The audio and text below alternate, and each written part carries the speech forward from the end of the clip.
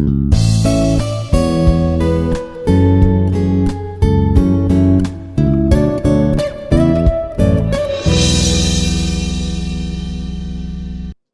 everyone, I am Sujani, faculty in physics at Institute of Aeronautical Engineering. Today we are going to see the demonstration of Stewart and Gies experiment. So before doing the experiment, let us see the brief outline of how we are going to discuss about the experiment. Aim of the experiment, then apparatus, theory, principle and formula, the circuit diagram required for connections, the procedure, observation table for tabulating the readings, calculations, graph, result, and then we have IOS questions also. Let us see the aim of the experiment. The aim is to determine the magnetic field of induction at several points on the axis of a circular coil carrying current using Stewart and Gies type of galvanometer. This is the circular coil we have here and this is the axis. At different points along the axis, we need to find the magnetic field induction and study how the magnetic field is varying and compare it with the theoretical values. Now the apparatus required. Stewart and Gies galvanometer. This setup you are seeing here, there is a circular ring on which a copper wire is wound. This is the circular ring. And this is a arms of the magnetometer. This one arm on this side, one arm on the other side. This also serves as the axis, which passes along the axis of the coil, and this is the deflection magnetometer. All this comprises of Stewart and Gies galvanometer. Then we have the battery eliminator. This is the battery eliminator. Ammeter to measure the current. Then commutator. See, this is the commutator we have here. See, this is used to direct the current or to reverse the direction of flow of current. We use a commutator. Then a rheostat. A rheostat is nothing but an adjustable resistance. So, resistance, the symbol of resistance with an arrow mark denotes its adjustable resistance. We call it as rheostat. And then the plug keys. The plug key here to start or stop the flow of current in the circuit, we use plug keys. And then the connecting wires. To connect from one component to the other, we use connecting wires. Now let us see the theory. The intensity of the magnetic field at a point on the axis of a circular coil of radius a and having n turns at a distance x from the center of the coil is given by B is equal to mu naught Ni a square by 2 into x square plus a square whole power 3 by 2.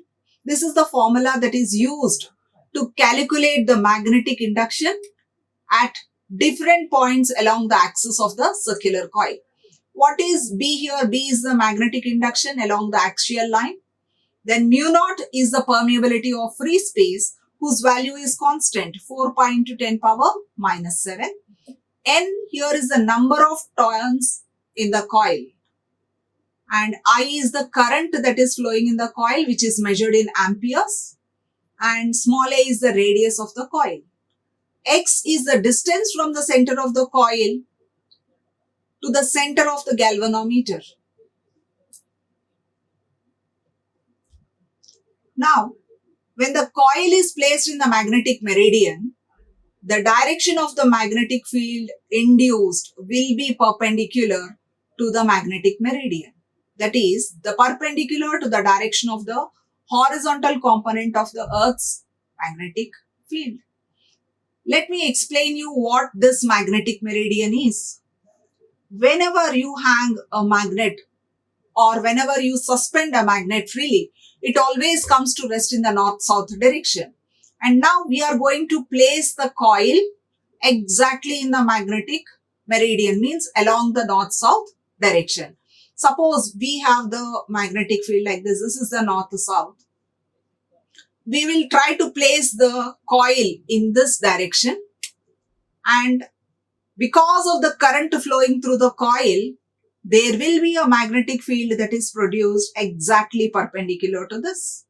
So now, this is the horizontal component of the Earth's magnetic field BE, and the magnetic field that is induced due to the current flowing in the coil will be along this direction.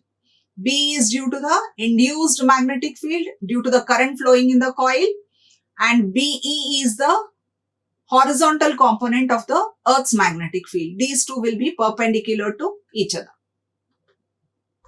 Now, when the deflection magnetometer is placed at any point on the axis, so that the center of the magnetic needle lies exactly on the axis of the coil, then the needle is acted upon by two fields, B and BE, as shown.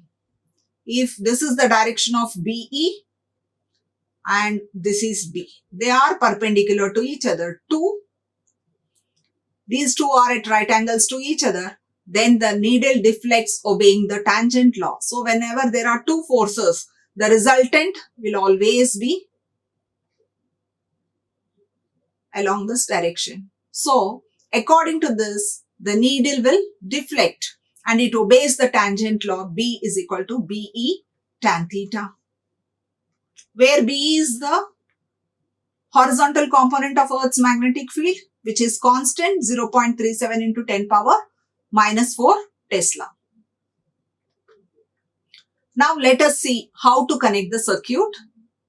This is the tangent galvanometer, the circular coil on which a copper wire is wound, and we can decide the number of turns. Here there is a provision made to decide the number of turns. You can fix it for 2 turns, 20 turns or 50 turns. If you are connecting it between 0 and 20, means 20 turns are included in the circuit. And these are the arms of the Stewart and Gies galvanometer, and this is the deflection magnetometer, and we have a commutator with 4 points for connection. So from these Stewart and Gies apparatus, we connect it to 2 opposite points. I will mark them as 1 and 2. We will connect it to 2 points. Now from the third point, we connect it to the rheostat. One end of the rheostat we connect, and the other end is connected to the positive of the battery. This is connected. The other end is connected to the positive, and the negative of the battery is connected to the ammeter negative, and the positive is connected to the plug key, and from the plug key it goes to the commutator other point. So between 2 points of the commutator we are connecting the Stewart and Gies apparatus, and between the points 3 and 4 we are connecting the rheostat, the battery eliminator, and ammeter and the plug key. Now let us see the demo of the experiment. Let us now see the demo of Stewart and Gies experiment. The main aim of this experiment is to determine the varying magnetic field along the axis of a current carrying coil. So let us see what is the apparatus that is required. This is the Stewart and Gies apparatus with a tangent galvanometer, a power supply. This is an ammeter to measure the current, a rheostat to vary the resistance in the circuit. This is a plug key to stop or allow the flow of current, and this is a commutator to change the direction of flow of current. Before starting the experiment, let us understand the concept behind and adjust the Stewart and Gies galvanometer in the magnetic meridian. We have this deflection magnetometer, which consists of a magnetic needle and an aluminium pointer. The magnetic needle, as you know, always whenever we hang a magnet freely, it is always suspended in the north-south direction, which denotes the Earth's horizontal component of Earth's magnetic field. So now, when we place this magnetometer here, this magnet always denotes the north-south direction, and the aluminium pointer is perpendicular to it. Now, we need to keep the coil in the magnetic meridian. Means this coil has to be perfectly aligned with the magnetic needle, that is in the direction of the horizontal component of Earth's magnetic field, and the arms of the Stewart and Gies apparatus should be parallel to the aluminium pointer, and we can rotate this to adjust. To start with, it should show 0, 0 deflection. The magnetic needle and the coil is kept in the magnetic meridian, and the arms of the magnetometer are set exactly parallel to the magnetic needle, showing the east-west direction, and the magnetic compass shows 0, 0. Now let us see the circuit diagram. So from the Stewart and Gies galvanometer, we have a provision to vary the number of turns, because as the number of turns varies, the amount of current that flows through the coil varies, and depending on that, the magnetic field also varies. So we have a provision to connect from these two knobs 2 turns. If you connect it from the first and the third, the number of turns that will be included is 50, or from the first and the last 200 turns. So we have selected 50 turns. So the number of turns through which the current flows in the coil now will be 50. So we will connect these two turns as given in the circuit diagram. The 2 turns are connected to the 2 opposite ends of the commutator. So we have connected one end, first key, and the opposite end is connected to the next one. So the number of turns are included. Now the third key here is connected to the rheostat. So we are connecting this, the third one, to the rheostat, and the rheostat other end to the positive of the power supply. We have connected to the supply, and from the other end of the supply, we are connecting it to the ammeter. This is connected to the ammeter, and the ammeter other end is connected to the plug key, and plug key is connected to the 4th point of the commutator. So this is the circuit diagram. We have the commutator, the varying resistance, the supply, the ammeter, and the key. Ammeter is used to measure the current, power supply to supply the current. This is a variable resistance to vary the resistance in the circuit, and plug key to stop or allow the current to flow through the circuit. Now, once the setup is done as per the magnetic meridian, we have kept the coil in the magnetic meridian, and the arms are pointing in the east-west direction, and we have seen that the magnetometer shows 0, 0 deflection. Now, we need to understand the tangent law. We have the Earth's magnetic field along the north-south direction, and because of the current flowing through the coil, the magnetic field is along the axis of the coil perpendicular to it.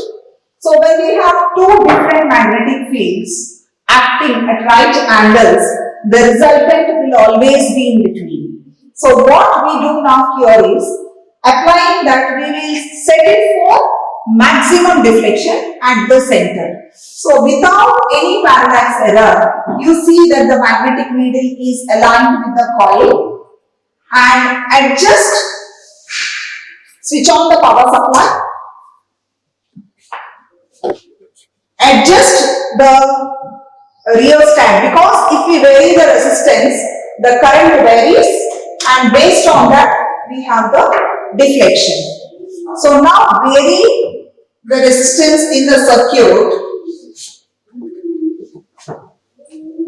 and see that there is maximum deflection here. Remove two keys of the commutator so that the current will flow in this direction and you can see the deflection in the magnetometer. So note down the deflection. Now we will just reverse the direction of flow of current by alternating these keys. Now the direction of flow of current will be in the reverse direction. So we can also see that there will be a reverse deflection in the magnetometer. Again the deflection will be around 60-60, the same. A small alteration of 2 to 3 degrees is allowed, otherwise it will show the same deflection in both the directions. So once we have set for this, note down the readings.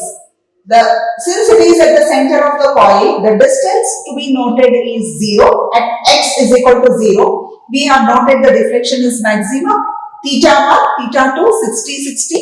And after reversing the current, also the deflections are 60 and 60. Theta 3 and theta 4. So this is for the first reading. Now we are going to measure the magnetic field at different points along the axis of the coil. So for that we will move the magnetometer slightly, say 2 centimeters. Switch off the current.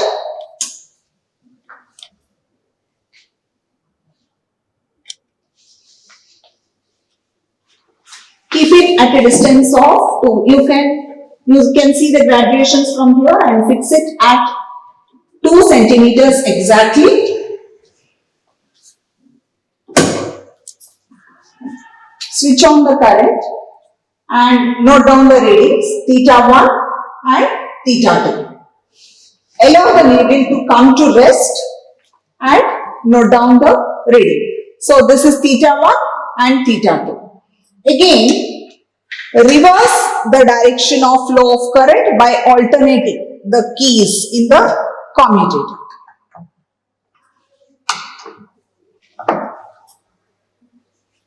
Now the deflection is in the opposite direction.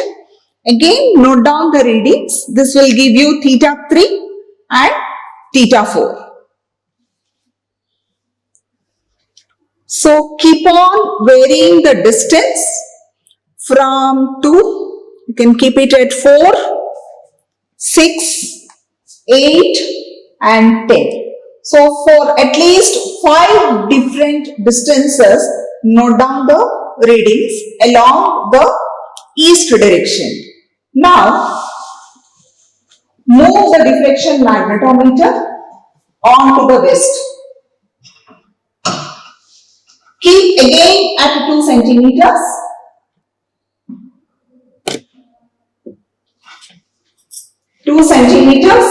And note the deflection theta 1 and theta 2. Reverse the direction of flow of current.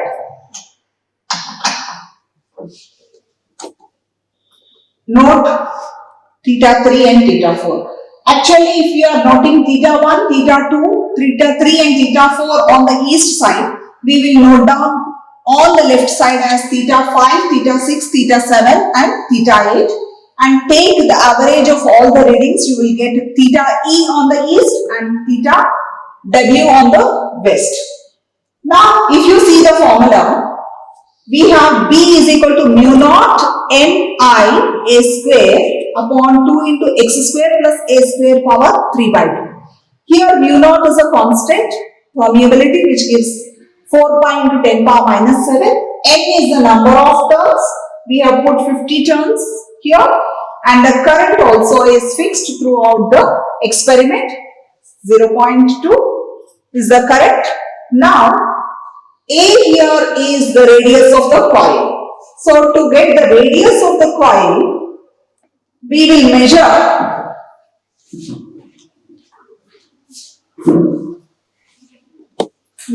the circumference of this coil. You can use a small thread.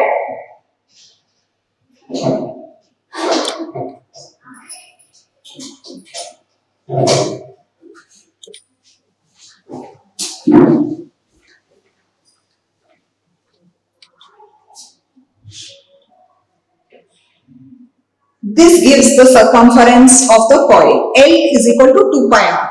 So if you want to find the radius, r will be equal to length of the thread divided by 2 pi. That gives the radius. So once you measure the radius, you can calculate the value that gives the experimental value.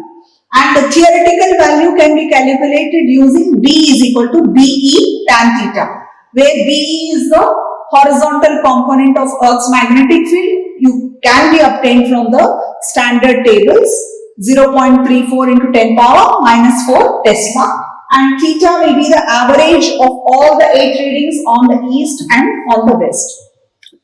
So once you calculate the theoretical value and the experimental value, you see how they match and analyze and draw a graph for distance versus deflection on the east as well as west. Now, we will understand the procedure what we have seen. First, the Stewart and Gies galvanometer is set with its coil in the magnetic meridian. Then, the external circuit is connected as discussed, keeping the ammeter and the rheostat away from the galvanometer. We need to keep the ammeter and the galvanometer, ammeter and the rheostat away from the galvanometer because maybe because of the magnetic field that is present inside the ammeter and the rheostat, that should not affect the deflection here. That is why we keep them away.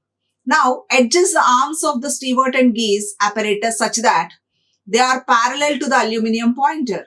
Now, the magnetic needle always shows north-south direction and the aluminum pointer shows east-west. Now, we have to keep the arms of the Stewart and Gies apparatus exactly parallel to the aluminum pointer, means along the east-west direction. And then the magnetometer is set at the center of the coil. Initially, we put the magnetometer at the center of the coil and we rotate it such that the aluminum pointer reads 0, 0. Now, the key K is closed so that the current flows in the circuit and the rheostat is adjusted. We adjust the rheostat so that the deflection in the galvanometer is 60 degree. We need to note the current. On adjusting the rheostat, the current varies. Note down the current where the deflection is 60 degree.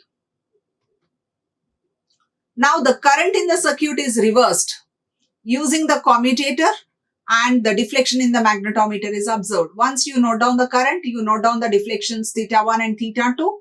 Reverse the direction of flow of current using the commutator. Change the keys from one point to the other point, then you get the direction in the deflection in the reverse direction. Now, the deflection in the magnetometer before and after the reversal of the current should not differ much. They may differ slightly, say by 2 or 3 degrees Celsius.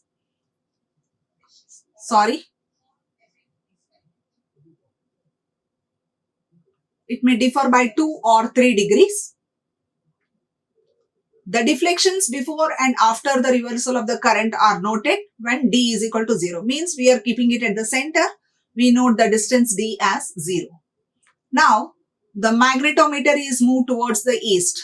We are moving the magnetometer from the center towards the east along the axis of the coil, and say initially we keep it at 2 centimeters. And they then on keep on moving at a distance of 2 centimeters. At each position, the key is closed and the deflections before and after the reversal of the current are noted. And the mean deflection, when you are noting down the deflections, we get theta 1, theta 2 in one direction. After reversing the direction, we get theta 3 and theta 4 on the east. Now, when you shift it on to the west, we get theta 5, theta 6, and again on reversing the direction, we have theta 7 and theta 8. We will note down the mean deflections for theta E as well as theta W. Now, each time the key is closed and the deflections are noted before and after the reversal of the current. The mean deflection for the west direction also is noted as tan theta W. Now, the observations which you need to note down before tabulating the readings. The horizontal component of the Earth's magnetic field BE is constant. Then absolute permeability mu naught 4 pi into 10 power minus 7 is also constant. Now the number of turns in the coil, we have put is 20. We have got a selection. So we have selected 20 turns. Then the current flowing through the coil, we have adjusted the current using the rheostat such that we get the maximum deflection at the center, and the current is noted at 0.5 ampere, and the radius of the coil you need to note down. So to find the radius of the coil, what we do is we find the circumference of the coil. You pass a small thread around the coil and note down the circumference of the coil. The circumference of the coil is given by 2 pi r is equal to x. Whatever value you get is, I'll write it as 2 pi a, where a is the radius of the coil. So 2 pi a is equal to x. I want to know the radius. So a is equal to x upon 2 pi. X here is the length of the thread which you are passing around the circumference of the coil. So we get the circumference. So from the circumference we are going to get the radius. So a is equal to x, the total length of the thread which is giving the circumference, upon 2 pi is giving us the radius, and the radius is around 0.1 meter. Now see the tabular column. First we will note down the first reading, the distance of the deflection magnetometer from the center of the coil. Initially we have kept it at 0, and on the east side we have noted the deflections theta 1, theta 2. After reversing the current we note down theta 3 and theta 4. So we have set it for maximum deflection, so 60, 60. Theta 3 and theta 4 also 60. Find mean theta e and then tan theta e. Now in case of 0, we do not have anything on the east or the west, so we will repeat the same readings. But otherwise, for 2 centimeters, you will keep 2 centimeters on the east, note down theta 1 to theta 4. 2 centimeters on the west, you will note down theta 1, theta 2, theta 3, theta 4, or theta 5, 6, 7, 8, whichever is comfortable. So get the value of mean theta w and tan theta w. So once you get the values of theta e and theta w, you can find the mean of the two. That is theta e plus theta w by 2 gives tan theta. And then b. B here is be tan theta, which is the theoretical value we say. Noting down the deflection, you know the value of be, you can calculate b, which is 0.64 into 10 power minus 4.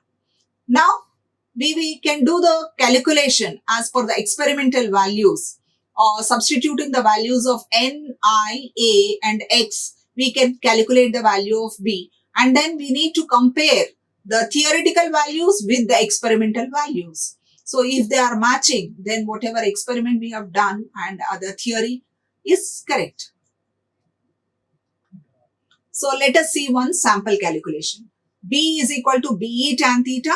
The value of B we have substituted, and tan theta. So we have got 0.64 into 10 power minus 4 Tesla. This is theoretical value. Now experimental value we are going to find out using the formula mu naught Ni a square by 2 into x square plus a square power 3 by 2. So what is the value of mu naught? 4 pi. Pi value is 4 into 3.14. 4 pi into 10 power minus 7. The number of turns we have taken as 20. The current here is 0.48 exactly we have put into a square. A square here, a is the radius. So we are going to put it as square upon 2 into x square. X square is the distance. For the initial one, we are going to take it as 0 plus a square. So 0.1 square whole power 3 by 2. So simplifying all these values, we are going to get 0.602 into 10 power minus 4 Tesla. So which is almost nearly equal to the theoretical value. Now let us see the graph.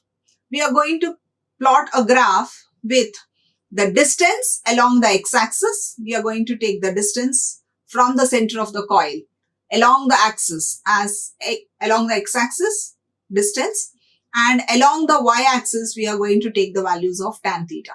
So for every value of x, 2, 4, 6, 8, we are going to plot the values, and both on the east and along the west. Here we plot the values along the east and here along the west. We get a curve like this which is symmetric on both the sides. So at any point you can find, at any distance, you can find the value of tan theta. Now the precautions that we need to take while doing the experiment. The ammeter and the voltmeter should be kept away from the deflection galvanometer because these meters will affect the deflection in the magnetometer because of the magnetic field that is present due to the coils or the current flowing that may affect the deflection in the magnetometer. So we keep the ammeter and the rheostat and the voltmeter away from the deflection magnetometer. Then the current passing through the rheostat will produce a magnetic field. That is why the magnetic field produced in the permanent may affect the reading. That is why we keep this also away.